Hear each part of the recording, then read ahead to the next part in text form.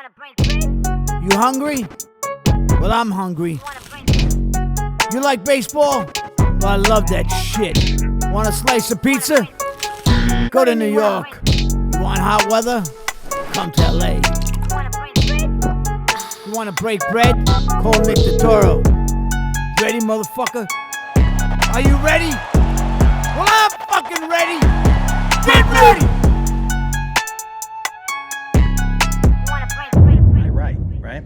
And so to have someone pay you to write an idea now, unless you're at a at a high level. But they want everything for free now because so many people will do it for free. Right, because people are coming in doing everything for nothing. Yeah, I do stand-up, right? And so for 25 years,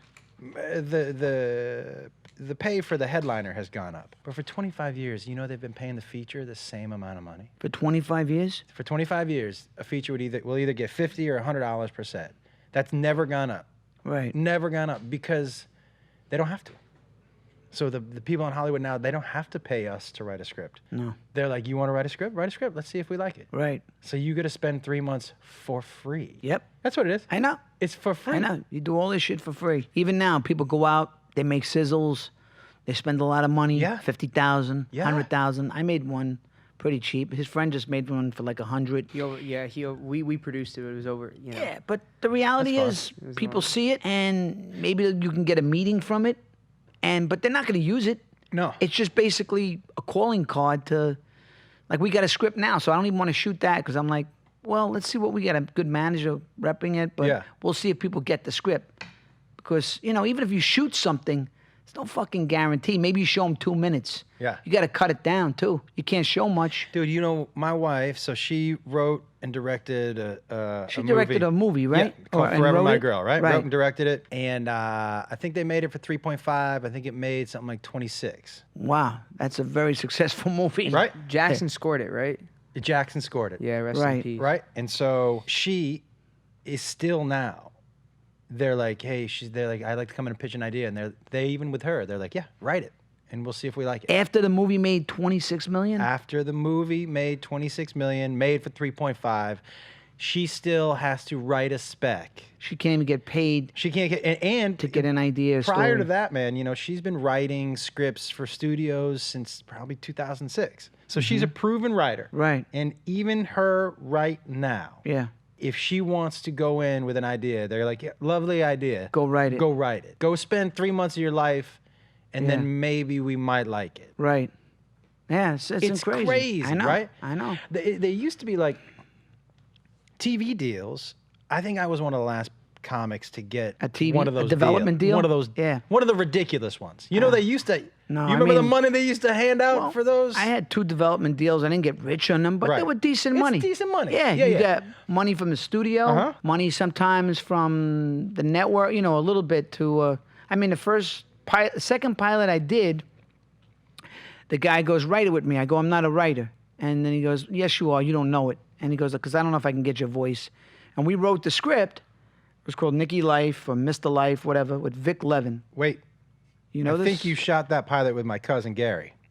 Gary Wolf, you shot a pilot on Radford. That's your cousin? Yeah, that's my first pilot. I'll tell you that. Do you remember Gary? I know him very well. He played my brother. Yeah, so that's my cousin. That's your cousin? We went and watched that. I watched that. That was a great pilot. We loved that pilot. Yeah, we loved it. It was called Nick. Yeah, we watched it on. I remember going to Radford. At Radford. Wow. I went to watch it because gives me the chills thinking about it. I just got to do it. I know. I know because I recently had a meeting with this guy Peter Troggett, who worked for Brillstein Gray, and he produced it. And he goes, it was one of the most exciting tapings ever.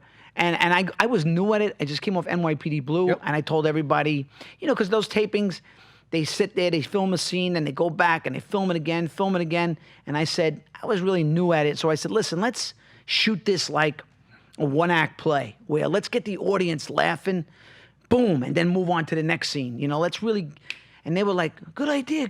So they were listening to me, and I just, for whatever reason, it was actually good. David Caruso was there that night. The reason it was good is because all of you were so good, right? All of you, Gary... had done a ton of plays. Was comfortable on the stage. So Billy Gardell was in it. Oh my He got his own fucking show. Yeah. No offense, I love Billy. Billy's great. I love you, Billy. But I'm like, he got his own show, and then I was trying to get him in this other pilot. But he was in my pilot playing. I think he was playing Vinny D. My friend Lou with the big head was in it. Great comic too, but like I remember watching that pilot and thinking, how does this not get on TV? They told me it was the best pilot. Yeah. Oh, everybody was celebrating, high-fiving. Yeah. And then they started adding laugh track, replacing real laughter. I go, why? So they go, oh, we didn't like the sound. She was laughing too loud, some girl. So you die for that. That's what you live for. You want real laughter. Yeah, for me, you know what that is? That's the equivalent of, so as somebody who's watching that, and I still watch late night when I lay in bed with my wife, we still watch Friends. Right. And one of the things I like about Friends is you can hear the laughter. One person's laugh sometimes. That's right. Or you can hear sometimes just 3 people laugh at a joke. And so what that tells me is, oh, this is real. So it's just like that's smart. We had a long time ago when I was still doing Chelsea and Chelsea was still on, Dave Grohl guest hosted for a week, right? And we were talking to him about music, and he said, I'm one of the people who still, when you listen to my music, you can hear me move my hands up and down the fret. Right. I don't go in later and take out all those sounds. You can still hear me breathing, right? In between, take a breath to sing, right? Right. A lot of people take that out, but for me, I leave it in because it's a human being doing it. These are human sounds. Right. And I love that. When I listen to a rock and roll track or any track and I can't hear you breathing and singing, that's not real to me. Yeah. Do you know what I mean? That's not a real. You got to hear people laughing or even, feel that energy that, wow, people actually laughed at that. Some people thought that was funny. And you're right. That's what brings a sense of like you're at a play. Maybe a lot of people don't laugh at something, then 5 people are giggling. That means some people fucking laugh. Like that night I went to see at the store, we saw Sebastian for the first night. You guys were trying out shit. And I would laugh at things that, some people didn't all laugh at, but it was funny. That's the best part. But you appreciate that as a performer. Even if you're doing a play, like you said something and 90% of the audience didn't get it. And then that one dude goes, ha ha ha. Yeah. And you're like, well, somebody laughed. Yeah. Somebody fucking got me. They got it. Yeah. Yeah. They get it. There's something that sucks about like you were saying, like they added laugh track. It's like if you're watching a stand-up special and they put laugh track and it's like, that's not real. Why would you watch that? Listen, I guarantee you that show, even today, if they cleaned it up and they aired it today, it's almost 2015. Which one was that? The WB first one? one. Yeah. It'll even hold up today. That was good. I've had was people really looked good. at it and said, how come this didn't go? So you saw the taping of that? I was there Live tape. because my cousin was in it. That's crazy how the world Yeah. works, Yeah. bro. He was So explain how you know Josh, like how you guys met. So I know Josh. Because that's nuts that he was there at the taping. Yeah, because his son went to school with Apollonia. Yeah. At Milliken, right? And Champs too, And right? Champs. Yeah. And they actually dated for a little bit. Yeah, they yeah, kind of like loosely dated, yeah. And For a stint. Yeah. Oh, right, and he went to Champs. Yeah. Yeah. Right, and then I met Josh. He told me, oh, I'm a friend of Joey Coco, Joey Yeah. Coco Diaz. He came over the house. So Joe. it's funny, I've gotten to know a lot of stand-ups now. I've been getting more into like the stand-up world, and I'm even thinking about my son. Everybody's like, hey, why don't you try it? I'm like, I've never thought about it, but I've been around a lot of comics now, so I'm starting, like I was in the comedic movies, so I never really try to get in the mindset of comics, but it is kind of an interesting world. Couple things. I know a lot of actors go at it, and they're like, Rappaport is doing it, and he's my buddy. But Rappaport does. But he does a what different you thing. could do also, right? So what you are great at, man, is you're a great storyteller. Right. And so right now, thanks to podcast especially, is what I think. Thanks to podcast, and I'm a storyteller, right? Mm-hmm. Thanks to podcast, storytelling for stand-ups is back. And people are willing to listen to stories as long as they're interesting. So you already have that. And you know what you're not scared of? You know what else you also have? Which is why Rappaport has started basically 7 years ahead of most other comics. Right. He knows who he is. For the first 7 years, as an actor too, right? You got to try to figure out who you are. Yeah, right? I didn't. It took me a few years to know who I was as an actor. What do I do? What I do well, that's right? very, very true. Right? I mean, even though you do some great things, you're like still like going, maybe I'm doing it by accident. I did some good performances early in my career, but I didn't have a fucking idea who I was. I was just out there doing it kind of naked. Yeah. and then little by little, you evolve into, okay, I have an idea of who I am. It's true. And do you have? I'm sure you have great stories from growing up. Oh yeah. Insane stories like Coco, right? Yeah, different than him. Different but insane. Yeah. His has to deal with crime, blow, and crime, and stuffing somebody in a trunk. Yeah, back in 1935 when I was doing coke. But you know what I mean. But equally insane. You know what Yeah. else you have? You have entertainment stories that Right. people love to hear, that are already naturally interesting. So the way I do stories, man, is that I'll go on stage, and what you saw the other night was me stepping out of what I do a little bit. It seemed that. Stepping out of what I do a little bit. You were like, what am I going to talk about? Yeah, And well- I was like, this is cool. Yeah. But I mean, but you're a comic 20-something, so you can think probably pretty fast on your feet, right? Yeah. But did you have a plan or just an idea? Or? Well, sometimes I'll go on stage and I have a couple of different ideas of things I want to work on. And so I'll kind of scan the crowd, or I'll think about, so that same night, there's like a 13 and a half minute story that I'm working on about, I have a fear of heights. And when I was in New Zealand, I jumped off of one of those towers just to try to conquer my fear of heights. To conquer the fear. Right. So I'm working on that story, but I was looking at it and I'm like, to try a 13-minute story and you only have 15 minutes, you're rolling the dice. Yeah, you're really taking a chance with that. Yeah, because if you eat... That's a long time to go, 13 minutes on a fear of heights. Dude, if you eat dicks, I mean, that's going to be a long 13 minutes. You know what I mean? Like, You mean Dick's, the hamburger place? I'm going to get some of that Dick's. Remember that? That Dick's in Seattle? In Seattle. That's a good burger. But my brother-in-law goes, let's get some Dick's. And it's fucking funny. They opened up a new one in Kent, Washington. I love those Dick's. Yeah, The joke goes for like 25, 30 But minutes, and then we get But the it was dicks. funny. My brother-in-law came up with that fucking Dick shit. It's not even that great of a hamburger. It's a good shake. It's not bad. Good shake. It's a good shake. It's a tweeny like hamburger. Yeah. The fries aren't bad, but I love the look of it. Yeah. What makes Dicks. what makes it worse is that the Seattle people say it's like it's the in and out of Yes. Seattle. It's not. So when we go have it, we're like, Yeah, it's not this is in and not even out. close. So I Yeah. lived in Seattle for a couple years. Oh, you lived there? And How'd you wind remember- up there? That's where Joe and I started doing stand-up. Oh, right. Where in Seattle did you live? I lived all over, man. I went up there lived 20 in, years. I lived in Bellevue. I lived on Capitol Hill. Capitol Hill. If I go to a new city, a lot of times I'll ask where the gay neighborhood is because I know it's gonna be clean and safe, and Right. there's gonna be good restaurants. Oh, yeah. You know what I mean? sure. Like Yeah. I West Hollywood. You want a safe neighborhood? Go to West Hollywood. Go move down Yeah. to West Hollywood. You know what I'm Yeah. saying? Yeah. So I was like, all right, where am I gonna live? The first place I lived, actually, I lived right off. I lived in a place called Leshai, I lived down the street from when Cobain killed himself, Oh, wow. and I couldn't get to my. So it happened when I was there. I just moved. What there. year were you in Seattle? What years? 90. It was either late. I think it had to be 94. Okay. I met my wife in 94, but she's Yeah. from Kent, Washington, and I finally went up there in 95, There's not a lot 96. happening in Kent. No. I'll tell you something. Not a lot. There's not a lot happening. Not a lot happening. Yeah. When I first went there, I was very, very depressed. I didn't like it. I don't blame you. Yeah, I was like, I fucking hate this place, man.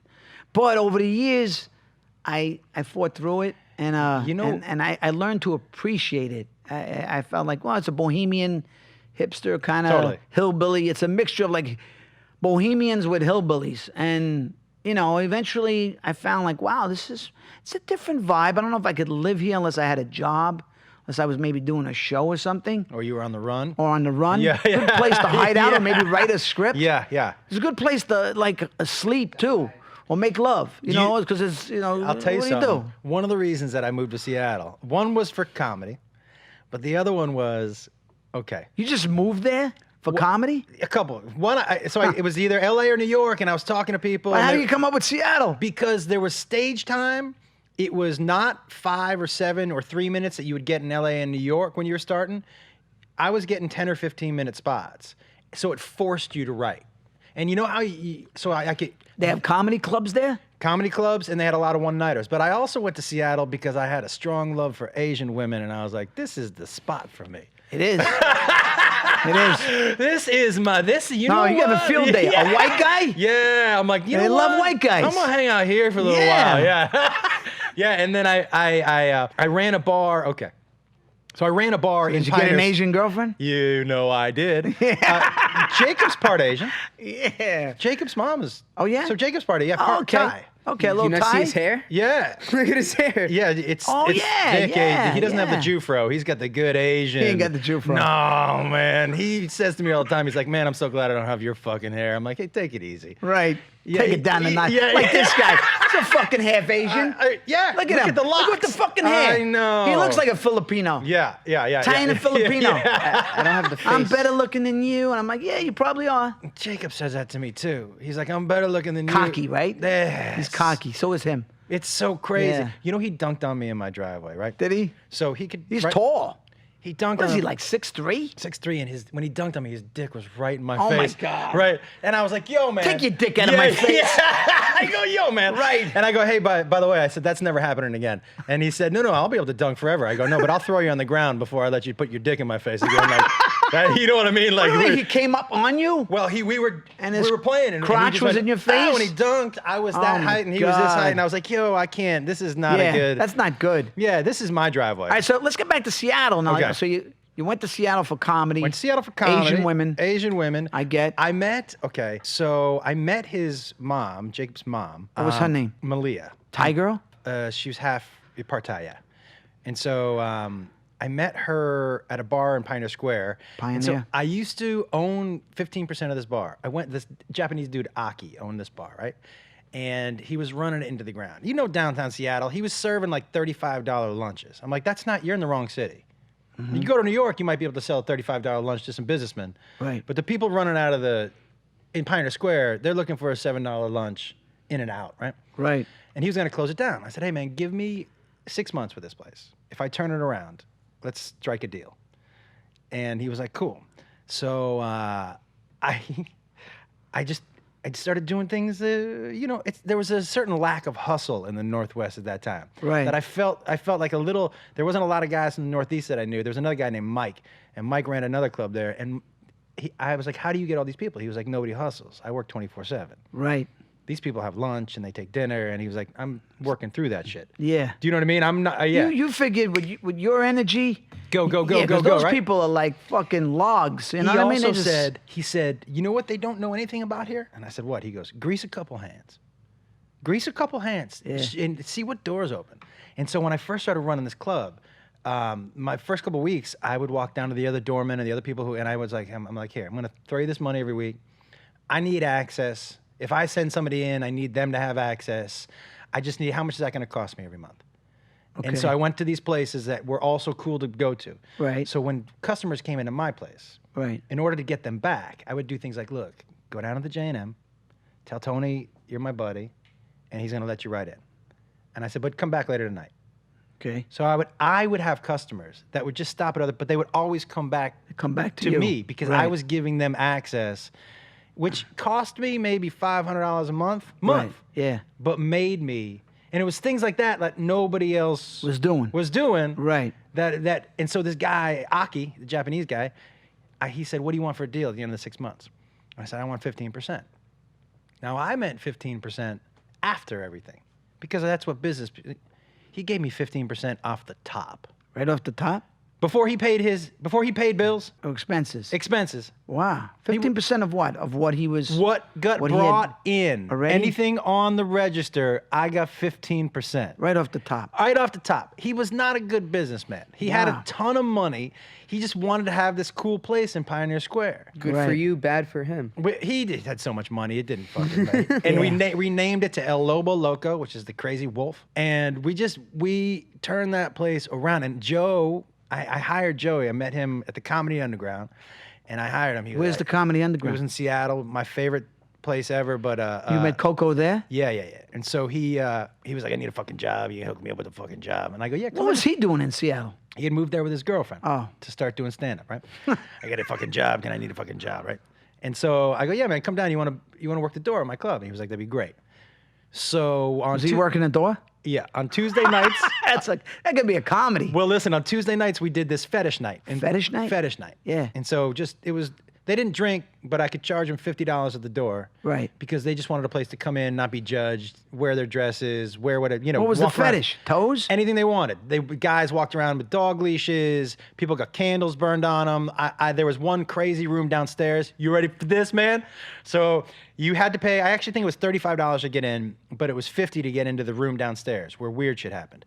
And so there was one part of the weird shit room, which there was upstairs, downstairs, where there were guys who laid under glass tables and paid money to watch women dump through the glass table on top of them. Oh my God. Right?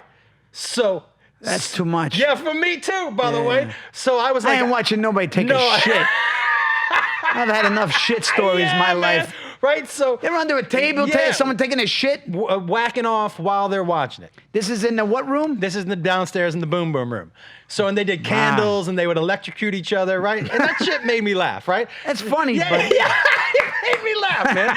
So, and they walked around, and so one night... Actually made me laugh. There were two old gay guys, and they were dressed like they were in Gone with the Wind, and they had their parasols and everything. And they started arguing with each other. And I told Joey, I'm like, hey, they're getting a little loud. You're going to have to kick these guys out. And so Joe is coming up, and he was younger. You know, when I met him, he was 220 pounds. The baby Coco. He wore a three-piece suit on stage. Did he? Oh, my God. Okay. And he was That's hilarious. He was a bull. He would pace the stage. It was intimidating. He had an energy to him at that time. He is kind of intimidating. He's calmed down a bunch. Yeah. He's calmed down a bunch.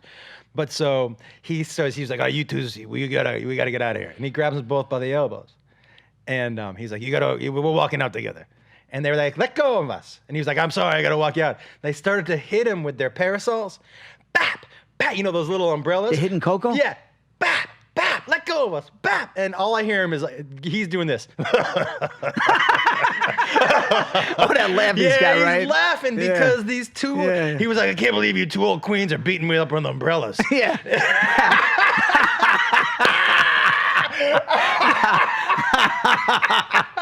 And he just walked him out. Yo, I have so many Joe Diaz stories because, you know, I didn't realize you guys went back that far. But yo, he was, if you ask any of my kids, who was your babysitter when you were growing up? They would say Joey Diaz. Joey Diaz. From Jacob, outside of me. Was he still Joey Coco Diaz? No, he was Joey Diaz. When did Coco come? It was, for a while, it was the King of Swing. Oh. What's the King of Swing? That's just what... Oh. Joey, the King of Swing, Joey Diaz. But Coco, he was, because Coco was his nickname when he was younger, so I heard it a bunch of times, but I didn't hear it quite as much. But, yo, So he had three-piece suit? Three-piece Do you suit. have any pictures of that? I have maybe one or two. Oh, man. He babysat Jacob. He was the only other person in the world, not my ex, not any of my brothers, not my mom, not my dad, who, when Jacob was crying, could put him to sleep. Me and Joey. Wow. But Joey had different... I comforted him. Right. Joey basically smothered him. Really? He would hold him real tight. Real tight? And he wouldn't let him squig, and he would just hold him. And he would always do this. He would snap his fingers. He'd go, turn on Sublime. And we'd turn on a Sublime album and we'd crank it up real loud so it was like Clockwork Orange. It was like information overload. And he was hot, and he would hold him real tight. And he would Jacob would struggle for a little while. Maybe a minute and a half. Put him out in almost like a sleeper hold. Like almost a sleeper hold. Yeah. He was just like, you were squeezing the breath out of him. Yeah. And he would put him to sleep. Wow. Joe and I had a deal. So he would come over when I needed to go do my sets, and he would just come over and watch the kids for like half an hour. He was like, all you gotta do is pay me in food. You had the kid there? He was born there? No. So Jacob was born in Washington. Oh, in Washington. In Bellevue, yeah. Oh, in Bellevue. And so when my ex and I split up, I kept the kids, but Joe, and so Joe was my babysitter. How many kids you have? 3. Oh, yeah, with her? I met her. She had 2 kids. We had a kid together, and when she and I split up, I kept the kids. Okay. And So 2 of them were hers? 2 of them are hers. My oldest, man, I'm a grandfather. I have 4 grandkids. Wow. Yeah. Yeah, I'm a grandfather too.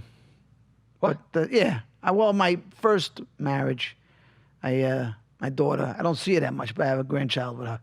She's having another one too, and then, well... We'll explain I don't want to talk about the other thing. Yeah. Anyway. I heard about that. Yeah, I'm with you. Yeah. Yeah. But anyway. I got 4, man. So you got 4 grandkids? Yeah, my oldest son is 27. Okay, so your oldest son's 27. In the Army. Done 2 tours. And this is your son? through my ex. Through your ex. So not mine biologically, but Right, but he's your son. Yeah, absolutely. And he gave you $2,000. 4. He gave you 4 kids? 4 grandkids. Yeah. Now, and they asked me. You see them? Mm-hmm. He said, "What do you want your grandfather name to be?" And I said, "Well, I'll tell you something right now. If anybody calls me grandpa, I'm ignoring that fucking kid. Like, I'm not going by grandpa. I'm too young to be called grandpa." Right. How old are the Gramps. grandkids? 6, 4, 2, almost 3, and 1.5. 6 foot 3. All he does is bang. This Yeah, guy. yeah. Wow. I Holy asked him, I go, shit. "Do you need me to buy you cable?" Yeah. Maybe you should think about watching some TV. Oh and- my Yeah. God. So, but he said, "What do you want your grandfather name to be?" And I go, "Give me a day." And he goes, "Okay, but give me 3 choices." Because he was like, "I don't really trust you to come up with a real one." Yeah. So my wife went with BB. BB? She didn't want to be called grandma or grandma. And my Right. great-grandmother's name was BB. And BB, her name's Bethany, so she thought BB would be easy for the kid. So my son said, "What do you want them to call you?" And I said, "LeBron." And he was like, "What?" LeBron? I go, "How great would it be if a kid was like, 'Hey, we're going to BB and the Bronze'?" I'm like, "That sounds like a cool fucking place to be." BB and the Bronze? You'd want to go to BB and the Bronze? Yeah. Absolutely. That sounds like a 70s sitcom. That's funny, With yeah. a cool, like, does. BB and Yeah. the Bronze. But he was like, "Hey, man," he said, "does everything have to be a joke?" And I was like, "Yeah, are you new? Like this, we've been doing this for a long time." Right. And he said, "You got to have a second choice." So we're BB and JoJo. BB and JoJo. Okay. Oh, okay. Joe, yeah. Yeah. Better than Grandpa. I can't Yeah. do Grandpa or Gramps or Pops. Yeah. Do you want to be called any of those things? No. Okay. No, you don't. Yeah, right? You don't want to be called any of those No, things, no, right? no. No. I mean, if you had to pick one, what would you pick? Big Nick. Big Nick's Yeah, not Big Nick bad. is good. Yeah, Big Nick's good. Or maybe Papa Nick or something like that. As long as the name's still in there. As long as you get the name in there. I mean, I do call my father-in-law Pop. Or, I didn't know what to call him. I didn't want to call I him call Dad. him Grandpa. So. You call him Grandpa? Yeah. I never had it. I never mean, knew but- my grandfather. But he so I was. don't- But he looks like a grandpa. he does. He looks older. You don't. never- You don't look like one. Nor That's do you. the point. Yeah, I only knew my grandmother because my father's father died before I was born. Then my mother's father died when I was a baby, so I never knew any grandfathers. My mom's mom died when she was a baby, so I only knew my father's grandma. We called her Angelina. Her name was, but I knew her a little bit. I mean, And you called her Grandma. I called her grandma. Yeah, but we used to call her grandma La Stop. Everything was, I don't know why we called her La Stop, but La Frige, everything was, because everything with my grandmother was La. Yeah. La this, La Frige, La Stop. So we had nicknames in my family that make no sense, but they're like brilliant. But they're like nicknames. You have to be in the family to know like what La Stop mean. It means nothing. But it means nothing, but it's fucking funny. La Frige, you know. Yeah. You know, like she had a glamour stretcher, you know, her and my Aunt Tessie, they used to watch Jack LaLanne. And my Aunt Tessie, her daughter, she was kind of insane. She would whip her kids with the glamour stretcher. It was like Come I think on. Jack LaLanne. Yeah. My Aunt Tessie was wild, had kids, and She whip you?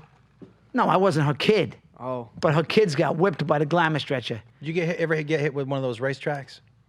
You know those Hot Wheels, those orange racetracks? No. My brother used to come at me with one of those. Really? Those things will leave a fucking mark. Yeah, those things. When you get that thing up in the air, it's a lot. The hamstring. Yeah. I had 3 older brothers, so we. You know what's funny? We had 4 boys? 4 boys. Wow. We had a strict no punching neck up rule. Where you from? The South? No, I'm from Boston. Oh, you're from Boston? Yeah. I keep thinking, this Josh sounds like he's fucking from the South. You know what's funny is on stage, I have a little bit of a Southern accent. You have a little twang in there. Because on I have a stage. decent ear. Yeah, on stage I do. But that's happened. The first time I ever got on stage, I was 15 years old. My parents drove me, right? And afterwards, my dad said, you know what you sound like on stage? You sound like you're from the South. And I said, why? He said, because when I'm on stage, I hold on to my vowels. Okay. So a lot of times it sounds like I got a little South in me. Yeah. But well, I mean, I spent a lot of time down there. But yeah, I'm from Western Mass, Amherst. Okay, That's so why you I'm a grew Red up there. Sox fan. That's why Yeah. you're a Red Sox fan. Yeah. Hardcore Red Sox fan, right? Yeah. Pretty much, right? Yeah. Hardcore Red Sox. What do you mean, pretty much? Well, I want to test there's you. no other. You don't understand. I've heard you're a really good Red Sox fan. So I'm saying he must be from fucking Boston Yeah. because I wasn't sure. I said, maybe he's a Southern guy, but how did he become a Red Sox fan? Nah. So what year did you become a Red Sox fan? I mean, I grew up with a glove in my hand. You know, my favorite baseball player of all time. You're 49. Jim Rice. Jim Rice, So which Jim was Rice. in the mid-70s, 77. Yeah, right? So well, he came up 75. Late 74. 74, 75. Right? And so, I mean, we still Two think greatest rookies, unbelievable. Lynn and Rice. Fred Lynn and Jim Rice. Yeah, and the forgotten third, Dwight Evans, was a monster. Monster. That dude had an arm. He ain't forgotten. But the dude had an arm. Oh, my God. That outfield, you know, Fred Lynn obviously never ended up being what any of us thought he was going to be. He ended up being a little fragile. Yeah, he was at high expectations, and, you know, he moved on to the Angels, a few places, Yeah. but he was really a Red Sox. That year in 75, when he won Rookie of the Year and MVP, and played center field. Playing center field in Fenway is not an easy place to play center field. No, it's not. It's not. The triangle is challenging.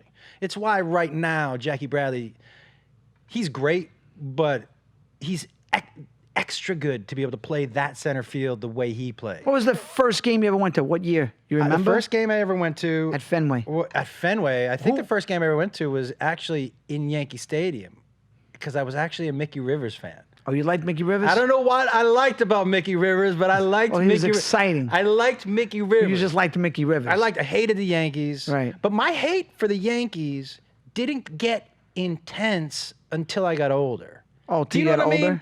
Yeah. As a boy, you didn't have that kind of like... I didn't hate them. Right, you didn't hate them. Do you know when the hate really kicked in? I mean, for real kicked in? When, in the 90s? The hate, 2003. Oh, that year. Is when the hate really kicked in. That Aaron Boone home run. I was there that night. Were you? Yeah. They just did Fox did a whole thing about that year, and then they did like a whole big segment on actually that game. And I was shooting a TV show, a couple episodes of Third Watch, and I actually got there late. Fucking, I was going crazy. Let's finish. By the time I walked in the stadium that night, Yankees were already down 3-0, on the verge of getting blown out. And on the verge of getting fucking blown out. And then a major move happened, and it basically, like, people forget, like, you know, it saved that game. It saved the essence of the game was Mike Mussina when he came in the game. Yeah. Yeah. There's no doubt he saved that game. Oh, yeah, because Clemens didn't have it that night. Mussina might be the single most underrated baseball player of all time. He had a couple of great moments as a Yankee. That's one of them. But he was also a great... Dude, his stuff... He was filthy with the Orioles. He was. He was filthy with the Orioles. You're right about that. And he played on some terrible teams. Shitty teams, yeah. Terrible teams. That knuckle curve... It was fucking nuts. I saw the other game in Oakland, 2001, the Barry Zito, the 1-0, the Derek Jeter play. I was at that game. You were? I was at that fucking game. We were at the Don Zimmer game too. Yep, I was at the Don Zimmer game. He had what coming to him. In Fenway. You can't be running That's at him. wrong. Come on. I'm sorry. You fucked up. Sorry. Come on. He had what was coming to him, that gerbil. Pedro is a nasty fucking dude. To this day, I got no love for that guy. He helped Severino. I'd punch him myself. Let me ask you a question. Because he's about my size. Let me ask you a question. I'll fucking take him. Let me ask you a question. What was he supposed to do? Come on. He's an old man. The guy's coming at him. Just detain him like the bagel box Just guy. fucking go like that. or step away. I think what you throw the old man down. He gently laid him on the ground by his head. Find the footage of that. Got your computer? He gently laid him on him and his giant head. That was fucked up. Why do you think... Even Big Papi, I think, turned around He did. and looked at him like, what are you doing? Why do you think Zimmer went after Pedro? What do you think? What do you think Zimmer... I've always been curious why you think Zimmer went straight to Pedro. Because Pedro, you know, he's a nasty bastard. And he had that... I don't know deep down if he's nasty. He's not. He's a super good guy. I'm sure he's a good guy. He's a good guy. He displayed some real... he was a bastard in a lot of ways. He brought on a lot of that. He brought on a lot of that kind of venom, and I think he brought it out in people. The whole fucking stadium was screaming, "Who's your daddy? Who's your daddy?" By the way, that's so great. It was great. It was fantastic. It's what I love the most about. It was great, and you needed hatred. But so that's what I love. Okay, so here's Listen, when he hit Kareem Garcia, I was at the game. Yeah. The guy was a douchebag. He was getting lit up that game, and he fucking hit Kareem Garcia. Kareem Garcia actually had that coming. Let me see. Oh, play it back. Like he's like, look, what are you doing? And they were lighting him up already. It was 3-2. Kareem Garcia had it coming. Look at him. I will say that was like an intentional. Jeter's not going to do nothing. No. He don't fight. It's hilarious. No. Let me ask you something. So wait, let's just watch this. Okay. Let's see what's going on. He's there making eye contact. Look. He's like, what the fuck? And now he's looking over there. Look at Wells. They already know this guy's a bit of a douche guy. Yeah. Now, I will say, any high headshot. so now like what he's telling, Yeah. I'll hit you in the head? Yeah, Is that what he's telling Posada? I think he was saying hey, let's be better thinkers. Now what's the biggest overreaction? Not even near him. Yeah, I agree with Manny that. going fucking, all right, Clemens is a bully, but that was stupid. That was by the way, I fucking agree with that. stupid. I agree That with was that. over. I agree with that. I yeah, agree. you agree with I that. agree I mean, at least you're objective. I'm 100% objective. Hey, You don't have to stand there. If you were in the ballpark that day, look, he laid him down gently. Look at Poppy. He's like, Poppy's whoa, like, what are you whoa. doing? He could have just stepped away. Yeah, he was like, whoa, he didn't have to whoa. do that. Yeah, he but- managed the Red Sox. Let me tell you something else. He also could have punched him in the face, but he laid his giant gerbil head down on the ground. Not a good look. Yeah, I agree with you. I agree, but Not a good. And maybe Pedro's not a bad guy. He's actually a good guy. He's probably a good guy. But let me ask you something. You know, he was a little guy, and he was an angry guy. He pitched angry. But don't you want that from your ace? yes. Don't Yes. you Yes. want? I agree. Wouldn't I you agree. rather have that than? You need your ace to have that mentality. You need your ace to be the guy that is not going to let another team dig in on the inside part. You know what Yes. I mean? You need to establish the inside part of the plate, because if your top guy isn't setting the tone, then the rest of the staff isn't going to do it either. That's the difference between Clayton Kershaw and Madison Bumgarner in the playoffs. I agree. Yeah. That's the Bumgarner is a killer. Kershaw Yeah. has the ability, but he's a pussy. So Well, but I think I wouldn't say he's a pussy, I don't but think he's so, yeah. not. He's not a killer. Bumgarner is. Bumgarner is. Bumgarner does not care. Bumgarner's a killer. Pedro was a killer. Yep. Schilling was a killer. Yo, this young kid. He who's- should be in the Hall of Fame. Yeah, Schilling. I mean, over- people hate Schilling Kurt over Schilling for Messina. political reasons, but give me a break. You're going to put in Mike Mussina? All right. He was a good pitcher, but Kurt Schilling that guy's a Hall of Fame pitcher. You got a big game, he's on your list. You tell me you got a big game. Top 5 guys that you want in a big game. Kurt Schilling is on the fucking Isn't list. Jack Morris on that list? Yes. Jack Morris He's not in the Hall either. He should be in the Hall of Fame. I think guys. You got to look at the eye test, not just the numbers. I agree. Was the guy a dominant I player? agree. Was he, when you were watching him, did you say that guy's a Hall of Famer? Yes. Not a compiler. Some guys that make it now, to me, are not Hall of Famers. Like Barry Bonds was a Hall of I know, understand he He's cheated. a Hall of Famer no matter what. Yeah, no matter what. Skinny Barry Bonds, you want to put an asterisk next to his numbers? I don't give him the home run record. Fine, I'd put a check mark. I still say Aaron has got it. All right, I put a check mark to any of these guys that use the drugs. But you got to say, did he have 10 years clean and skinny? He's a Hall of Famer. He was a Hall of Famer. So is Clemens. In Pittsburgh, he was a Hall of Famer. Yes, you know that. He was Clemens was a Hall of Famer. He was a Hall of Famer too. But you know what? Was he a juice head? And did he do these things? Probably, yeah. And, should some of his records be tainted? Yeah, but the whole thing was a lot of the people were doing it. They're a bunch of hypocrites. They let it go on. They know what was happening. Then they wanted to, make an example out of people. All right, so let me ask you a question. So if you're a Hall of Fame voter, Yeah. are you, and I agree with you, to me, a lot of Rafael Palmeiro, juice or not, a lot of his stats, I never looked at him like he was top 5 player in the league ever. Right. So if you're never top 5 player in the league and all you do is compile stats, to me, you're not a Hall of Famer. A Hall of Famer. Right. You're just a really good player who Right. had durability. Well, because now the Hall of Fame's become a Hall of like the really good, not the great. Not the greats. Like Okay. when you were watching the guy, you said, was he a great? You know what I mean? Yeah. You could tell like A-Rod, no matter, even though he cheated twice Yeah. now, whatever, but A-Rod was a great player. That was He like a great- 3,000 hits. He got 3,000 hits too. That's You can't hard. get 3,000 hits being shitty. and being shitty. And he- Palmeiro did too. yeah, but he he had also 3? had power. Palmeiro was an A-Rod. A-Rod was a phenom. But didn't he have 500 home runs, Palmeiro? Was he a juicer? Yes. Yeah, he was known to take some stuff. I mean, listen, his stats are crazy. Bring up his stats. His stats are crazy. I mean, I think he even hit 299 for his career or something crazy like that. Did you ever go, hey, we got to pitch around Rafael I Palmeiro? didn't think of him as a Hall of Fame player. Ever. No. But so let me He's a ask you. very good player. What's your criteria then? Do they have to dominate the league for a certain amount of time? Do they have to be top, like Biggio, right? He's not a Hall of Famer. Here's the thing about Biggio. Center field, catcher, second base. He played all three positions in the major leagues. Yeah.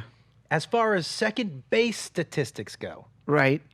he's got to be off the charts compared to other second basemen who are in the Hall. Jeff Kent should be in the Hall of Fame. Jeff Kent is hated, and he should be in the Hall of Fame. He should be in the Hall of Fame. He's better than, if you're going to put Craig Biggio in there, then how could Jeff Kent not get a sniff? But does Biggio get anything for being that guy who came up as a catcher, right? And Right. then moved to center field and then moved to second base? And wasn't he an all-star in center field and at second base? Not at catcher. You know, I but- didn't watch him my whole career. Yeah.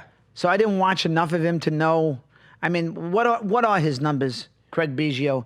I mean, he has I'm looking at 3,000 Palmeiro hits. right What's now. Palmeiro's numbers? What's his numbers? Lifetime batting average 288. 288. RBIs 1,835. 569 home runs.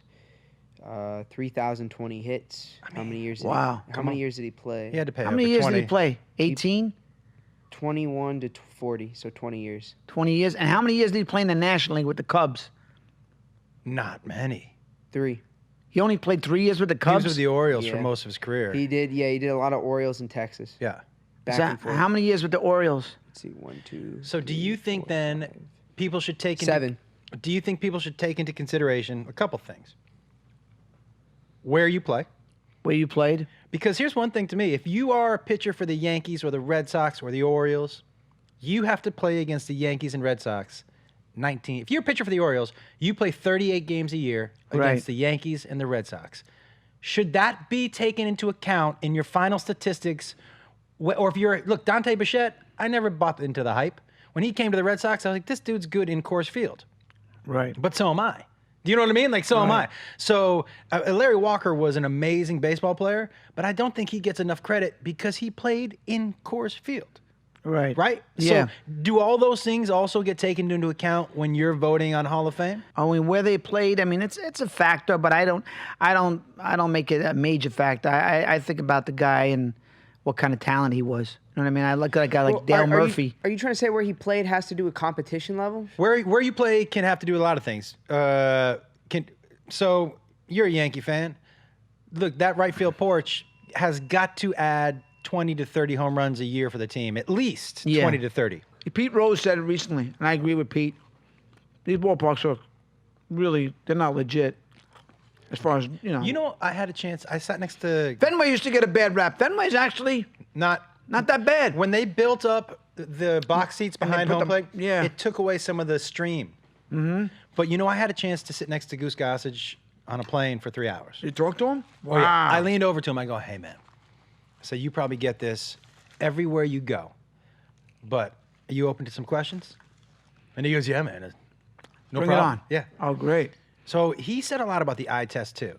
He was like, and it was so he was very free. He's a free talker. Yeah. He was like, he's an honest guy. yeah. He said, "Fuck these radar guns." He said, "Fuck these."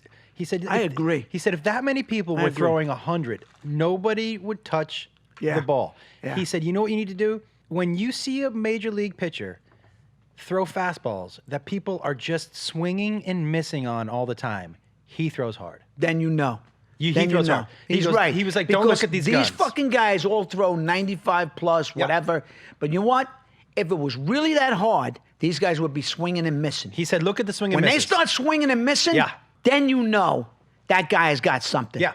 And he's right about that. I don't care how many guys throw harder today There's a lot of watered down pitching. He said to me, and this was a couple years back. This is Goose Gossage. He said he's like he won't mention it. I'm not gonna mention any names of the people. He said he's bullshit. old school too. But he did say, he goes, who you a fan of? I go, I'm a Red Sox fan. He goes, Papelbon throws legitimately hard.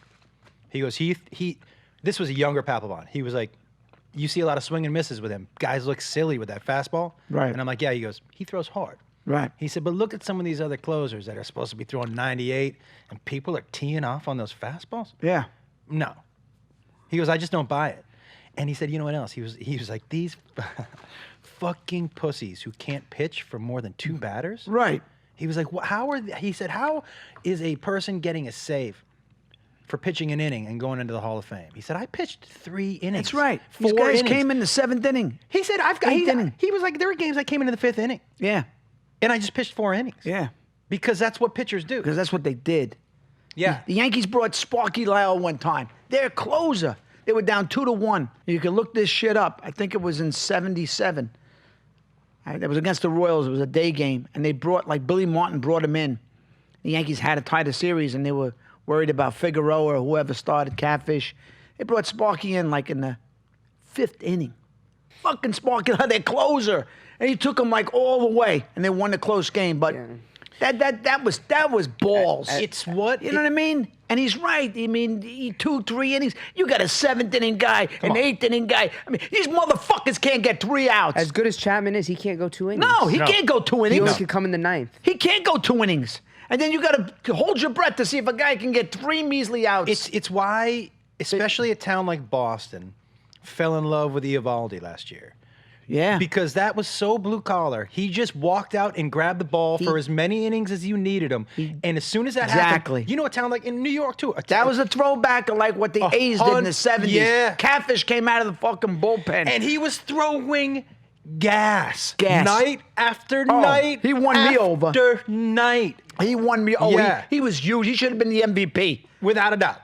He should have been the MVP. He showed big balls. Who got MVP? I don't know who they gave it to. Wasn't it Eovaldi? Was it Eovaldi? It might have been. Look it up. I don't fucking remember. But I'm with you. Like when he came out, I remember basically the third game almost in a row. And I turned to my brother. I'm like, well, he's not going to have anything left, right? 98, 99. And people looking silly. Yeah.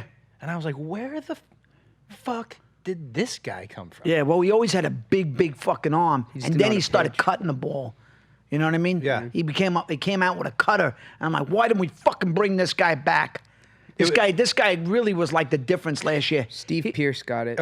Oh, Pierce got it. Yeah, he got hot. Yeah, he did. He was hot in the playoffs. But you need killed that. The Yankees. You need that in baseball. Baseball is the one sport out of any of the other ones. You just got to get hot at the right time. Yeah. You remember when the Cardinals were a 500 team and they snuck into the playoffs as a wild card team, and they won the World Series because they got hot. Yeah. If you the Mets should have beat them, but the they didn't. 13 Red Sox, the bunch of idiots. I remember at the beginning of that year, I was just happy Bobby Valentine was gone and they had some good guys on the team, and maybe we'll come in third. Right. But you just in baseball, baseball is that clubhouse and chemistry seems to be so important. It's huge. Like last year, everything went right for you guys, the Red Sox. Everything. You guys were hot the whole year. They were hot. The chemistry of Eovaldi, Pierce, these unsung guys. That you pick up off the wire, right? And you just like, they can't do no fucking wrong. No. They can't do, they got it going on. The magic was there.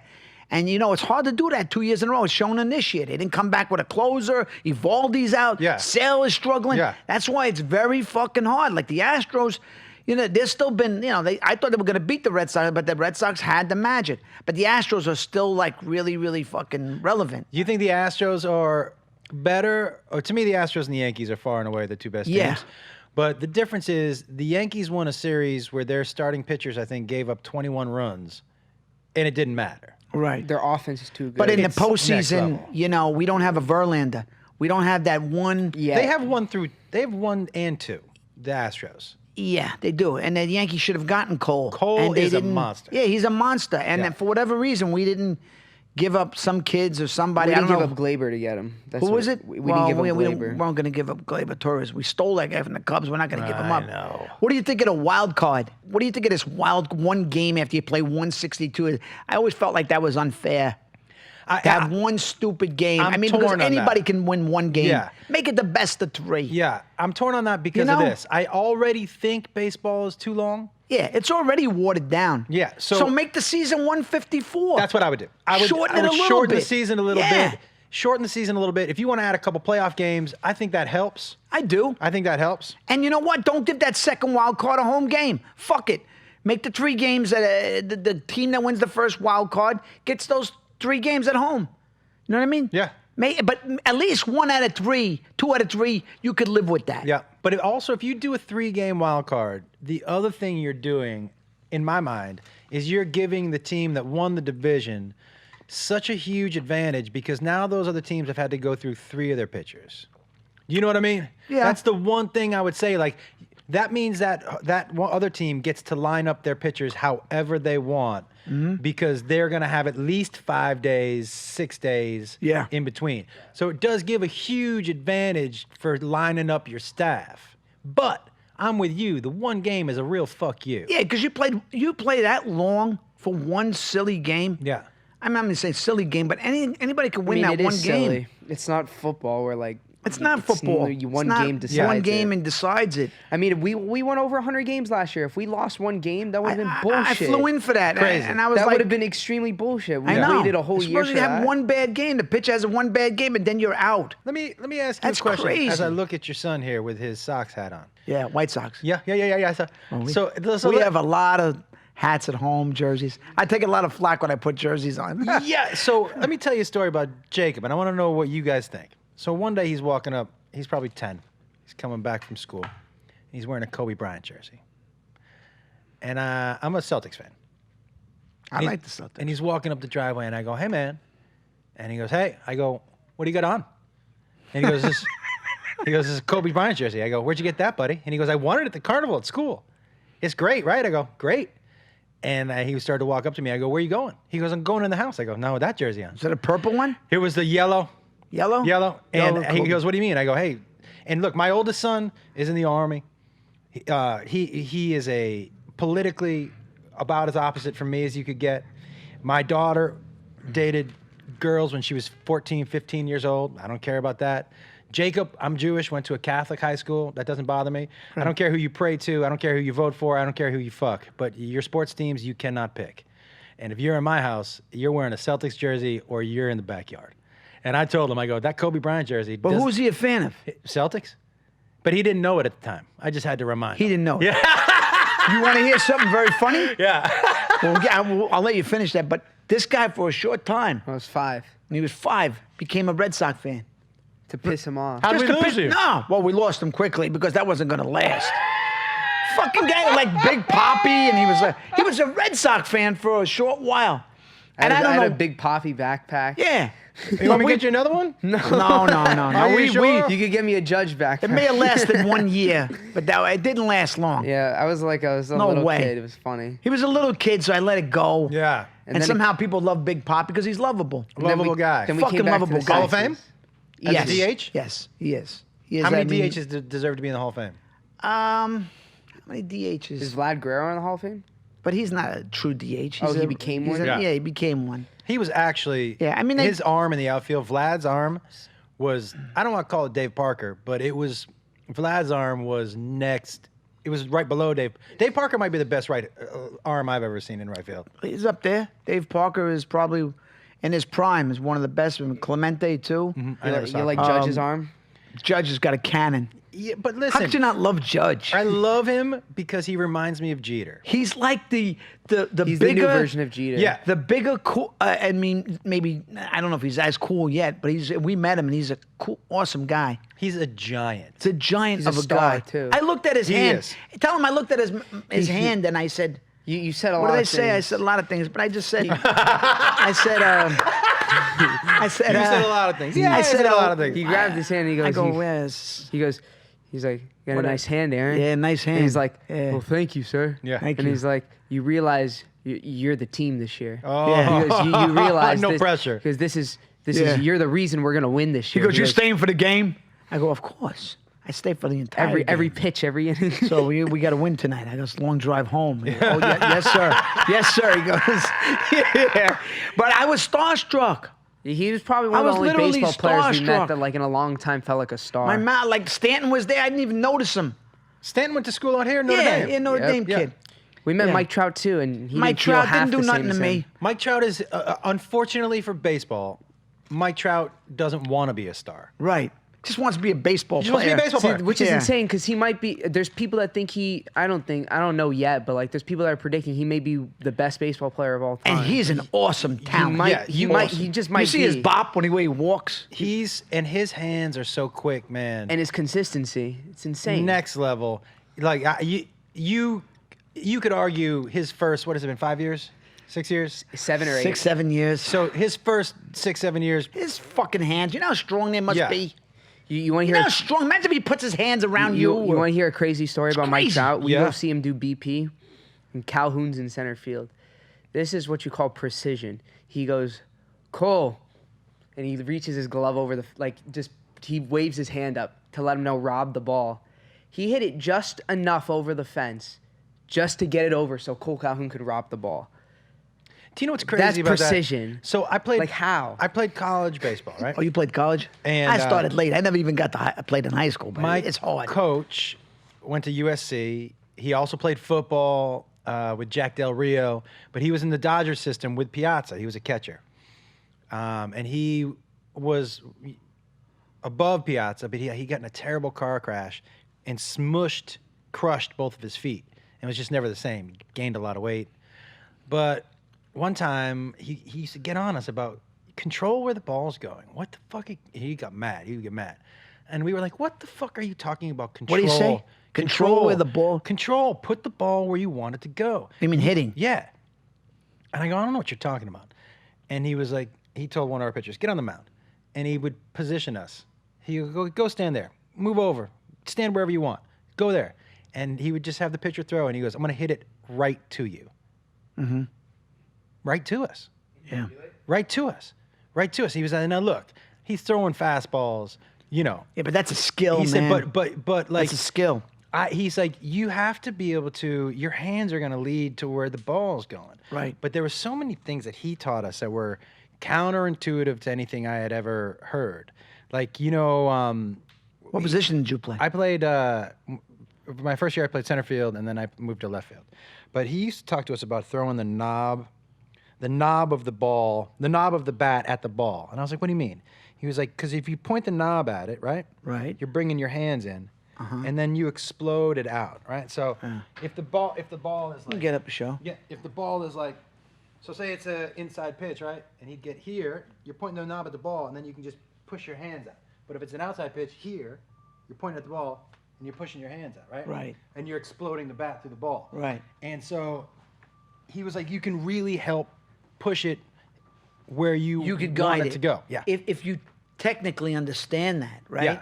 See, Judge seems to have that down Yeah, man. very well. He's really like, his IQ is Think about- fantastic. For a guy that's playing only a couple of years in the major leagues, he's like a better IQ than Stanton, a lot of guys that I've seen. Well, he also understands he's that big and he doesn't have to swing that Right. hard. The ball will go. And even when he if makes hits out, it. he can fight back from an 0-2 to a 3-2. I love that about him. Yeah. And even if he strikes out, he battled the guy. What do you think is the Yankees' major weakness this year? starting pitching. Yeah, it's pretty obvious. I mean, basically that number one starting pitching. Which in the playoffs, no matter how good your lineup is, we big. see year after year that number one is so It's important. huge. It's huge. And we know we arguably had one last year. But he was hurt. And I think he was hurt last year. My old agent told me, he's hurt. He's hurt. He grabbed his arm. And in retrospect, I think he was fucking hurt, Severino. I think he was hurt. And then he kind of hit it. I mean, no one's going to come out with it and say it. Did he get TJ? No, he's got a shoulder problem. Yeah. And I'm like, I don't understand what they're doing with this guy. He's just not. If he ready to needs some play. surgery, get the fucking surgery. I don't know. They're playing around. What inning do you think the Yankees need to get to with the lead to feel comfortable? This year? Yeah. You mean in the playoffs? Yeah, because you remember a couple years back, teams that all they say is like, I'll get tell to the you sixth something. inning, get to the seventh. I inning. don't trust Britain No. that much anymore. You trust Chapman?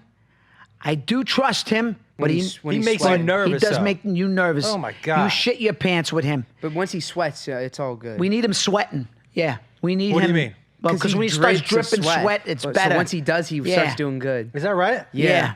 When he's clean, he gets in trouble. I like Ottavino, but I don't know. He's another guy that I can't say, oh, wow, he's fucking lights out. No Would you doubt. trade a bat or two for some pitching? I would. If you can't get a Who great... would you trade? Who to you, and replaceable isn't the right word, and there's so many good bats in that lineup. Clint Right. Frazier. Well, they could Frazier trade him. showed he could hit, and I think he's on the trading block. Yeah. They sent him back to AAA. He's got the redhead, and he could hit. Yeah. You know what I mean? I mean, they picked up Encarnacion, but he don't fit either on that team. No. They needed a left-handed bat. They needed Jay Bruce, who's killing it with the Phillies. Yeah. That little short porch, you need another fucking lefty. He would have been perfect. Clint actually fits as a better hitter on the team than Encarnacion, but Voigt's hurt now, so he has. Oh, yeah. We'll get Voigt back. Yeah. Voigt's like a big part of the team. Their defense got better because they found this kid Urshela, who's a vacuum at third. Defense in the playoffs is going to win you games. And the balanced hitter they Can't found fuck too. around with defense. Not in the playoffs. No. Not in the playoffs. That's why guys like Devers make me a little nervous, because I love Devers. Yeah. And by the way, Devers, his first year, I turned to my brother and I said, "This is the new Big Papi." And he said, "Why?" I go, "Did he look scared against Chapman?" No. He's didn't. relaxed. He dug in. He was Yeah. relaxed. That guy's a scary hitter. Because he's like Manny. He doesn't think at all. But in the field, Right. he's a disaster. I know. Well, we had a guy like that last year, and he got hurt. And then they found this kid Urshela, who what I like about him is he's like not only great defensive, but he can get like a timely hit. Got to get base hits too. Yeah. You got to have guys that can get like, you but the can't just idea of always that- slug your way to a championship They're all not the time. teaching that anymore. No, they're not. They're teaching launch angles. There's I know. There's I'm so none sick of of that shit. I don't so like sick the of home the- run strikeout style of baseball. I don't either. I don't like it at all. I know it makes us sound like old guys. No. But I like a hit and run. I like playing small ball. It makes the game more active and exciting. Take a walk. If all you're doing is either walking back to the bench because you struck out or jogging around the bases because you got a home run, That's the not game interesting. is boring It is as boring. fuck. Yeah. Even the Yankees in the 70s, when they won back-to-back, they were not even a home run hitting team other than Reggie, who was a hired gun. They were line drive hitters. Munson, Chambliss. All right, Nettles had a short porch. But, I mean, Bucky Dent, Willie Randolph, they were fucking small ball hitting team. The Dodgers were more of a long ball hitting team than the Yankees. I have to tell you a great story about. When I was in Seattle, Lou Piniella was the manager up there. Did you go to those games, 95? Oh, I went to that whole series. Oh, you went? Oh, yeah. All 3 games? Oh, yeah. Oh, wow. Okay. I broke a wall. Okay. You ready for this? Punched the fucking wall. Yeah. But I was happy for Seattle. It saved baseball there. Yeah. And so, but I'm sitting Not happy then. I used to get seats from the guy from my bar, the Anheuser-Busch guy. He wanted, his taps on my bar. So he was like, "Hey, you need tickets to the Mariners game." I was like, "Yeah." So he would get seats right behind the home plate, and I was a row in front of Lou Piniella's wife. For what? For those 3 games? No, you would go to the Red Sox when the Red Sox play the Mariners. When the Red Sox play. And so, by the way, the Kingdome, you ever go to that? I've been there. I was So there. I threw out a ball. When it was pitch. empty, if I screamed from behind the plate, they could hear me in center field. The echo, right? So at one point, I had an usher come down and go, "Sir, you're going to have to quiet down." I'm like, "Why?" He was like, "You're distracting the player." As they can hear you, right? Because they can hear, right? They can hear you. That's insane. But so I start talking with Lou Piniella's wife. Lovely woman. And she's like, "You Red Sox fan?" Anita, right? I forget her name. Anita. She was like, "You a Red Sox fan?" I go, "Yeah." And she was like, "Does 1978 still bother you?" And I was like, "You know what? Now that you mention it, it kind of does." And she goes, "I'm going to tell you something." And I go, "Go ahead." She goes, "He never saw that ball." I go, "What are you talking about?" Oh. She said, It's one of the greatest she plays said, Lou never saw that ball. ever. Is that what he said? She said, and I go, "Are you serious?" And she goes, "I might be." She was just fucking with me. Oh. And she goes, "I might be. Maybe he never saw it. Maybe he did it. But you're she was fucking with you. And I go, "But did he see it?" She goes, "I don't know. I don't think he did, but maybe he did." It's one of she the was fucking with me the whole Greatest time. fucking plays. But did he see it? It's like that Franco Harris immaculate reception. Did he catch it? Did Lou He Piniella saw it at the last second. Yeah. Find the fucking play. Find that play. That's the worst. It's like in the 8th or 9th inning. Gotta be there's 8th inning. I think fucking Jerry Remy or somebody hit it. Oh, Jerry Remy. Yeah. Rick Burleson. He was also. Burleson. I loved Rick Burleson. You know who my favorite unsung And the Red thing Sox was, of all time? Burleson was rounding second. Come on. And then he stopped himself, and Piniella not only caught the ball, he throws a fucking bullet to Nettles. It is one of the most clutch plays. That play and the ball he caught off Fred Lynn. Incredible. This is one of the worst plays ever. Watch this play. Is that Remy? Yeah, Remy, off Gossage. Here it is. Oh! Holy shit! Oh my God! Play it back. I gotta see one more. That's incredible. Watch this. Play of all Very time. low. Why? Hey, look, he's looking up. I don't see it. How the fuck? Oh, he goes by. The game's over. And you know what? It bounced to his right. To his right. Yeah, his left. Yeah, dude. He picked it. No, wait a minute. He's a righty. He bounced to his left. That's your left. Yeah, to his left. Let me tell you. Let me tell you something. Changed. He was one of the funniest looking outfielders. Yeah. Because he had dizzy spells one year. Yeah. Yeah. But he made huge plays. He made huge plays. He made another play in that game in right field. He was clutch at the plate too, Lou Or Piniella. Fred Lynn. And Yankees had a clutch team. Yeah. They were really clutch. Who's your favorite? And I can tell you who my favorite unknown Red Sox Give me your favorite Red Sox if you had to make a team now of all time. So you could throw in some modern guys and some guys say You're gonna make me pick Jim Rice or Manny Ramirez? I'm making you pick. You got to make a choice. You're number one, Okay. and we'll go 1 for 1. So all right, first base. Who's your favorite? If you had to pick I'll tell you, as a kid, I loved George Scott because he wore the helmet. You remember he wore that helmet? Yeah, he wore the helmet. He He wore the helmet on the guy. Brewers. Was he the last guy to wear the helmet? Maybe. Olerud. But he did it for health. Oh, okay. Right, because All right. Olerud Yeah. had a head, some did sort of he? head, Did like he? a soft spot or something. Okay. But George Scott with the big. Okay, so first base, my favorite. So when it comes to mind, when you think first base, the first guy you think about is probably George Scott. That was your first intention. It was because I just that pictured. was your childhood. Yeah, it was my right? childhood. He definitely isn't the best first baseman No, that's ever. but he's your favorite. Yeah. It doesn't have to be the best. It could be Pedroia is Pedroia. for second base. That's your second base. You know why? Because to me, he epitomizes what he's Boston sports wants to be. Well, Blue collar guy. guy who is doing more with his ability than he should be grinder. able to do. Grinder. Right. Yeah, and a winner. And a winner. And a team guy. He is a team guy. And a team guy. Who doesn't want Dustin Pedroia On their team. I mean, even Jeter liked him. I'll tell you something. The thing about the Yankees in the 2000s that I hated the most was that they had a bunch of guys on the team I didn't hate. You mean in the 90s? In the 90s, yeah. Yeah, because they were a likable bunch. Look, Scott Brosius, as much as I wanted to hate that dude, what's there to hate? He Nothing. put his cleats on, he laced those foot, and he just went to work. I know. Jeter went to work. Posada went to work. Bernie Williams was a quiet guy just went to work. Paul O'Neill went to work. Another all these dudes just love went him. to work, right? Yeah. And so for me as a Red Sox fan, I wanted to hate them so badly. So it was easy for me to hate the team, but there were a lot of individual dudes. How do you hate Posada? I feel the same with Mookie Betts. I don't see how you hate Mookie Betts. You can't hate Mookie Betts. There's nothing to hate He's a about. savage. There's nothing to hate about. And that's the thing. Here's the guys you could hate. Carlton Fisk. You could hate him. One of my He just favorites. represented New England. One of my favorites. He fucking had that kind of New England Bostonian fucking thing. Yeah. You know what I mean? And that fight at the home plate. We loved that fight. Oh, yeah. And if there was just something quietly nasty about Carlton Fisk. Who else could you hate? On the Red Sox? Yes. Pedro? Manny? No. No? Can't hate Okay. Manny. He's hilarious. Do you know who He's I too hate funny. right now? You can't hate Poppy either. Nah. I can't hate him. He's too funny. You know who I hate right now on the Yankees? Maybe all time. He's in the all-time hate. Oh. Gary Sanchez. You hate the Sanchino? Oh. Why do you hate El Sanchino? Gary, the GOAT. Gary. Gary. Why? Who else? You know who else I hate in the same way that people hated Euclid? Oh, Euclid you could hate. Yeah. In the same way that people hated Uke, even though I know Uke and he's a great guy, he's a good friend of mine. Right. Brett Gardner. Fuck that guy. Fuck that guy. All right, now listen, and by the way, Love him. Uke would He's even, like an extension of Pedroia. Yeah, Uke would even tell you he's a great guy. And these are guys, when I say hate, Yeah, I know what you mean. Like, I could go have a beer with the guy. Man, I'm sure he's a great guy. But we're talking about, there's a certain kind of hatred you're talking about. And by the way, I love to hate them. Right. Do you know what I mean? Like, yeah. It's fun for me. Yeah, it's part of sports. Right. But if I saw the guy, I would shake his hand. Why is Gary Sanchez hated? Is he douchebag like you? He's hated by almost everybody. Why? Because he's aloof? He don't give a fuck about anything. Yeah, no, he doesn't. And you know what? He's a bit.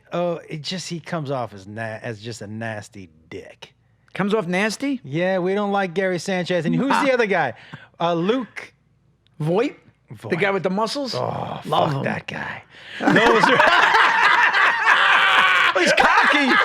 Fuck those three guys. Has a haircut every day. And by the way, Fucking hair dude. Brett Gardner, you hate because he does all the things that Euclid he did. He grinds. He goes to work every day. Euclid was a He's gonna douchebag with that fucking dude. stupid thing. Gardner's Only gonna a do Red it. Sox would bat like that. What the fuck was that? Jerking off the bat. And Gardner's gonna get you What a the fuck 13 is that? pitch at bat. He's And he's masturbating gonna, the bat. yeah, but he did it so well. He made it come a lot because he got a lot of hits. And you know who I hated? And he became a Yankee, and I did a commercial when I became friends with him. Johnny and he Damon. was hated. No, not Johnny Damon. I played stickball with him. He's a mercenary. His fucking what's his name? What the fuck? Wade Boggs. Wade Boggs. Yeah, I just fucking had a brain fart. That's what happens to me. Wade Boggs was fucking hated. Was he hated in New York? Hated. And then he joined us and was on a horse. And I did a commercial with the guy. The guy loved me. Chicken Boggs. Yeah. He ate chicken his whole career. And drank beer. Yeah. Every game. He told me. I did a commercial with him when he joined the Yankees in '96. He's a baseball player. He was notorious for how much beer he could drink. But they too. hated him because he sat out against Mattingly one day. And Mattingly was like, I don't like this motherfucker. He was trying to win the batting crown. Yeah, and he sat out. He sat so he could, Donnie Baseball is Hall of loved. Fame? Donnie Baseball? Yeah. He's a Hall of Famer. Only Agreed. problem is he only had like 5 good years because he hurt his fucking back. But he was the best But if player you in watched baseball him, he for was the 5 best years. player for 5 years. Without a doubt. I told him that on the field. He goes, I go, Donnie, you're a Hall of Famer. And don't forget how I good don't he give was a in the fuck. field, Here's dude. another thing. He was so good in the field. Would you put in a guy that had 10?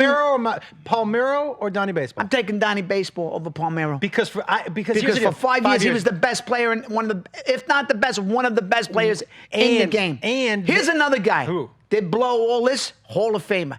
Tell me I'm wrong. Tell me I'm fucking wrong. Strawberry.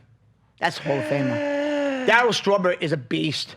He's a beast, Josh. Yeah, and for 5 years. One of the greatest swings ever. Without a doubt. Came back in the late 90s, was a shell of himself, Yeah. and helped the Yankees win championships. What are his numbers? Did he hit 400 home runs? Probably right under it. But Same with Rice. Rice was forget like the 380. fucking numbers. This guy. Yeah, but so for 5 years in with the Mets, he was a Hall. He was. Yes. He was He was the most the guy. One of the greatest lefty swings. Yeah. Beautiful. Beautiful. And people compared him to Ted Williams. Yeah. I didn't see Ted Williams, only film of him. He had just under 400, 335 career life. But give me like 5 years. Give me his 5 years on the Mets. Oh, with home runs? Yeah, give me his stats on the Mets. so- and I'll tell you. Was he an average guy at all? Let's Average see. guy? Did he hit for average? He had a decent Oh, average. yeah. 270, 280. 280? Decent. What was his lifetime average? 259, not great. All right, it's probably some bad years. But home runs, all with the Mets. I'll read it down. Go ahead. 26 his first year, Mm-hmm. 26 his second year, 29 his third year, 27, 39, 39, 29, 37. And that's pure shit. Yeah. With better pitching, a big fucking ballpark. And he was probably high on coke. And he was high on coke. I mean, you know what I mean? So you got to give him benefit. Strawberry and Mattingly, to me, are Hall of Famers. I agree with you on Mattingly. I don't know about Strawberry because Strawberry to me also. How about this committee they put in fucking a guy like a nice hitter, a nice player? Mad Dog Russo went nuts. I mean, I agree with him. And I mean, the guy was a good hitter, but is he a Hall of Famer? Who? No, I never thought of Harold Baines as a Hall of Famer. No, zero. No. To me, Baines is like. But this fucking committee, committee, these fucking vote, even these guys that vote, these writers, they should throw them out. Was he ever top 10 baseball player in the league? No. Was he ever No. in his years even top 10? No. Did he ever dominate a season? No. Did he ever carry a team? So how is he in the Hall of Fame? No idea. But then if you're going to put him in, you got to put Kent in. You got to put Palmeiro in because Palmeiro is the better version of Baines. Yeah. Do you know what I mean? Yeah. Now, he did take juice and all that stuff. And then you got to consider a guy like Mattingly because, like I said, for 5 years, best. the best, man. And he doesn't get enough credit. People don't get enough credit for their defense. Unless you're Ozzy, you don't get enough credit. All right, so you got George C. Scott. George Scott. Yeah. Yeah, Pedroia. Yeah. Who's your shortstop? That's a tough one, huh? When you think of the Red Sox, like who do you think of? Is it Burleson? Or no? For me, Or do you think of somebody else? oh boy, shortstop. Yeah, you know what? Here's the thing. It's hard, right? You're talking about people that I like. Right. Burleson. Okay. And third base, is it Boggs? No Stop Boggs? fucking way. Not Boggs. Fuck that Yankee. Fuck that Yankee. He's a Yankee. He's a Yankee. He's not a Red Sox. He's not a Red Sox. All right. What's he wearing in the Hall of Fame, you think? What hat? He's wearing a Red Sox hat. He better not. Why not? I'll take a He's shit a on Red that hat. Sox. Listen, Fuck him. when you're and- born, like Pedroia, he came out as a baby. You know he's a Red Sox. Yeah. Look at his face. He has a Red Sox face. He does. Pedroia does. Boggs has a Red Sox face. Not anymore, he doesn't. Yes, he does. Ask anybody in Boston. No, that's bullshit. No. That's a hired mercenary. So you're truly telling me when you think of Wade Boggs, you don't think of him as a Red Sox. I do not. I think of him on that fucking horse. Oh, because you just won't let that go. As soon as I picture him on that but he's not a Yankee. damn horse. He's not a Yankee. If he hadn't ridden that fucking horse, that's all I can think about. All right, is him Roger Clemens. Is he a Red Sox? No. He's not a Red Sox? No. And in your eyes? And you know what else? When he goes into the hall, if he ever goes in, he'll go in wearing a Yankees hat. No, he won't. He will 100% want to wear a Yankees hat. I doubt it. You know, he's a Red Sox. He's a fucking Red Sox. No, He considers himself a Yankee. he does. He never goes back to Fenway Park. It's like he doesn't think No. A-Rod's a Yankee, and A-Rod considers himself a Yankee. He's not a Yankee either. well, he's a piece of shit, so I don't know. That's his boy. Yeah, phony, but he's fascinating. Yeah, That's your he boy. really That's your is. boy, He's- A-Rod. He's pulverizing, isn't he? Do you know what I think is crazy? You ever see his speech patterns when he speaks? He's so careful about So everything. But you know what's crazy is that so he was just a douchebag to everybody for however many years he played baseball, and now we're just supposed to forget that because he fucks J-Lo. Now we're all supposed to be okay. Well, he fucks J-Lo, so we're all okay with that. Yeah. Like now, anybody. Could you imagine what that session looks like in bed? No, because they're both staring at themselves in the mirror. They're both looking at each other in the mirror. Who's looking more? Oh, baby, look at me. You know, I'm A-Rod. A-Rod, you know he had a picture, Right? You know that he had a painting of himself as Oh, a my centaur in God. his house, right? That's why Jeter put him in. You know that, right? Pull that up. What was you that? You saw that? Tell me that again. Sorry. I wasn't listening. He I was, had but- a painting of himself. himself as a centaur. Oh, like Tony Soprano, like the guy had the painting of Tony Soprano on a horse. He did? He was half horse, half man. He's got a paint that he had above his bed in his house. Holy shit. It's in the GQ article. They took a picture of him next to it. What type of dude? Wow. Come on, man. What do you think Jeter, like, he crossed Jeter, and Jeter's like an old school wise guy? Yeah. You don't cross him? No. And Jeter put him in, like... In the closet. In the closet. Yeah. He was, like, crying as a Yankee, because Jeter never welcomed him in. But who does that? Like, we're buddies. You come out in a magazine. I wouldn't say, oh, Josh is my buddy, then I'm going to trash him. No. I'm like, you don't do that. You guys You know work. who does that? People who are soft. Well, he was also a guy that was insecure. Yeah. You know what I mean? But guys like, all right, so I was a huge Nomar fan. Oh, so Nomar's not your shortstop. I was a huge Nomar fan. So you had Burleson. I had Burleson. Who'd you have third? Euclid? Yeah, I like you. Yuke's my guy. All right. He's my buddy. I like Left Yuke. field, is it Rice? Or Over Yaz? Manny? Not even Yaz. Yaz ain't in there. Here's Manny in there? Big argument between me and my brothers. But I'm going to tell you right now. To me, Yaz, he was, he had 2 or 3 great years. But he was one of those, he played a lot of years and he racked up a lot of numbers. But he had 5 great, even his Triple Crown year wasn't great. Those numbers weren't great. Yaz was great, but he played at a different time, Josh. He played a different time. Different time. So for me, I'm picking. So who are you picking in left field? For me personally, Your favorite. I think Who would be the Manny best? was maybe the best right-handed hitter I've ever Yes. seen, Hall of Famer? without a doubt. Roy's a women's, but it doesn't matter. I agree. He's a Hall of Famer. He was a Hall of Famer. Yeah, he's a Hall of Famer. In Cleveland, he was a Hall of Famer. Yeah, he was a Cleveland. Him at the He's plate. an idiot savant. Yes. Idiot savant. He does one thing well. Yeah. And it's not talking to other people. It's not being a good human being. Oh, no. But he can hit that He fucking can hit. baseball. Yeah. But I'm putting Rice in there just because You love Jim Rice. that's my man. That's your man. Yeah, So that's you- my guy. In center field, you have Euclid. You have Center field. Well, we count Mookie as a right fielder or as a center fielder? He's right. Yeah. Okay. So I love Mookie, man. He's in right. Yeah. Although I love it. And you know who I'm putting center just because I had so much fun watching him? You know who I'm going to put it first, actually? Can I switch? You can switch. I'm going to put Millar first. You put Millar as a winner. I love Millar. He's lovable. Yeah. He's such a... He was clutch. Yeah, and you know what? Fucking guy got a huge walk in that game. The huge That walk. I always look at little things. I know the stolen base is huge. No, but that walk. fucking walk is what cost us. We would have swept them. Yeah. Who's your center field? Okay, so my brother's going to hate me, but I'm not going to pick Fred Lynn. I just can't do it. And now part of me, if he hadn't gone to the fucking Yankees, I would have picked Johnny Damon just because he was my all-time favorite guy, even with that terrible... Look, every time he threw the ball... He was a clutch guy for us, too. Every time he tried to throw the ball... Couldn't throw. I felt like saying... It was like Mickey Rivers. I was like, are you sure you're throwing with the right hand? Try switching gloves. Like, that doesn't look like you're throwing with the right hand. That looks terrible. Yeah. Can I say Johnny Damon? We're saying my favorite guy. He's not a Red Sox long enough. But you're asking Not me... long enough. He played for the A's. He played for the Yankees. He was my favorite to watch. You're asking me who my favorite to watch was, right? Okay. I loved him because he started that attitude with the the idiots. Sox. Yeah, you're right. He's part of that whole idiot thing. So, and here's another thing that I've let go of. So you'd put him over, yeah. I'll tell you who I've let go of, what I've let go of. I've let go of how long you have to play for my team for me to consider you. That's cool. Do you know why? If you love the guy, you love the guy. I'll give you that. And it's because it's a different era. Yeah. Nobody Listen, stays on teams. I loved this guy that played for the Yankees for 1 year. 1 year. Who's that? Bobby Bonds. Yeah. I loved him. Yeah. I loved him. Yeah. And of course, that was a great trade because they got Mickey Rivers and Ed Figueroa from.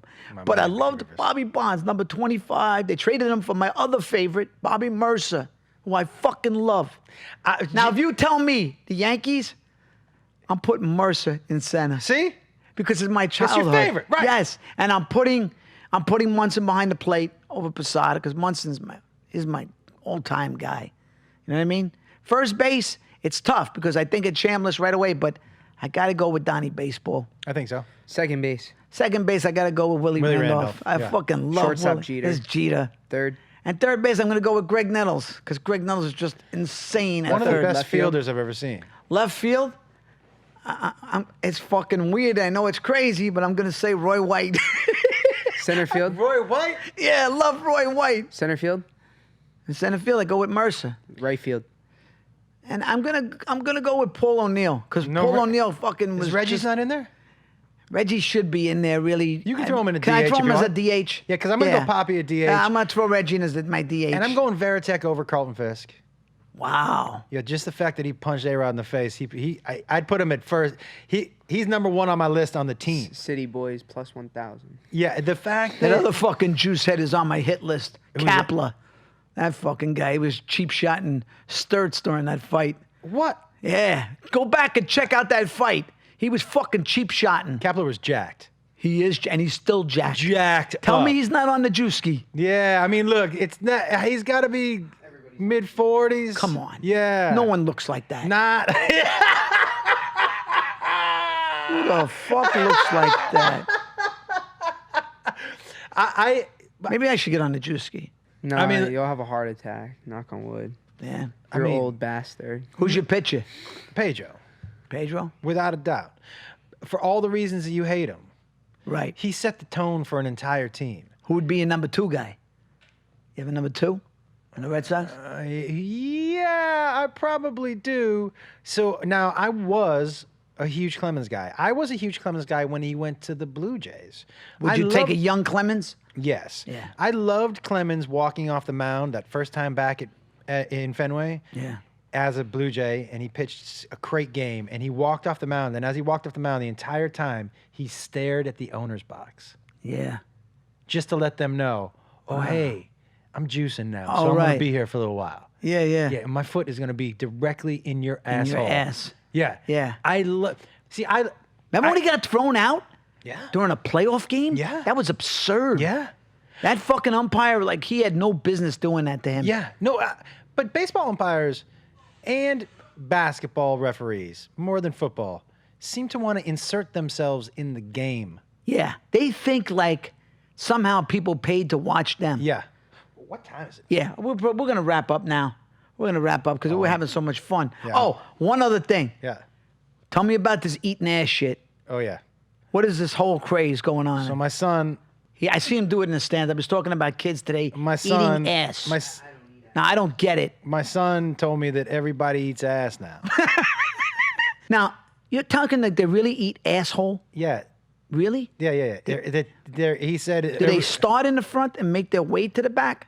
You know what? I didn't ask him you about didn't get the the details. mechanics of it. The mechanics Yeah, of it. but he said that if you're gonna be in the dating game, and I got a buddy of mine who's our age, who's in the dating game, and I said, "Are you eating ass?" And he said, "You got to, bro." And I said, "You got to?" And he goes, "Yeah, you got to." Yeah. Oh my God. And then he even told me this. My friend told me, this is true. We don't get He it. said, "I read in a book Right. that the asshole is cleaner than the mouth." I'm like, nope, that's a book of Cleaner lies. than the mouth? That's a book of lies. Oh my That's a book written by a God. dude trying to get a girl to eat his asshole. That's what that is. Come on. There's no way that a book, that is a book of non-facts. That's just by nature of what they do. You're saying now, in the game today, You got to eat ass. you got to eat ass. You got men and women. Men and women? Got to eat ass. All right, enough. Yeah. That's enough. Got to eat ass. Have you sat on the monster seats? Oh yeah. You've watched the game up there? Oh, yeah. Must be awesome. If you ever get a chance, there's nothing like seeing it, but see it from the first row. Yeah, first row. Second row, you lose a little bit of the stadium. Right. Right? But it's still, even if you're second, third row, you're going to lose maybe right down by the base of the wall. Couple things. One, you have your own concession stand, so you don't have to wait in these crazy lines. Yeah. It's a view that you're not going to get It's incredible. anywhere else in any stadium ever. It's really that amazing. ballpark's amazing. It was made for small people, and not all the seats face the field. It's my favorite park. I love it. More Is it than really? even Wrigley. Yeah, I love it. It's just magical. I'm not a huge fan, I got to tell you, of the new Yankee Stadium. Oh, it's terrible. There's no. I've been on record. It's just. There's no. It's not that it's a terrible ballpark, but there's no energy there. There's no energy. That old. It's so. Remember how the stands used to it's shake? Great. Those Because it was stands- so close. Those stands And used they to never shake. should have moved it across the street. Yo, and people were right on top of They you. should have just rebuilt it again. Yeah. They made a big mistake. You You can't Fenway- tear No, down. I agree. You can't tear down a cathedral. Like the Red Sox realized, we can't tear this down. We can't redo this. No, they just so let's built- just build on Yeah. it. And that's what the Yankees should. I'm so fucking mad. I'm so upset that hole over there, and Yeah. it looks like almost like a knockoff. Yeah. Like and you're right. It's never gonna be the same. No. I mean, we still have some great fans, but the sound is terrible. Yeah. It's not close. It's not even close, man. So you're lucky you never. I'm lost excited, it. man. That's We great. still get to go to Maybe Fenway we'll Park. have to. Maybe we'll do a game in Fenway one day. I'll get us a couple seats on the Monster. That would be 100%. great. I'm trying to talk someone into like filming that. That'd be great. Get a Red Sox fan, a Yankee fan. We'll go up there. Have a couple of beers. I got a couple friends still over there. You're good. You know Yeah. your shit, man. All right. It's great having you. Thanks for having me. Thank you, brother.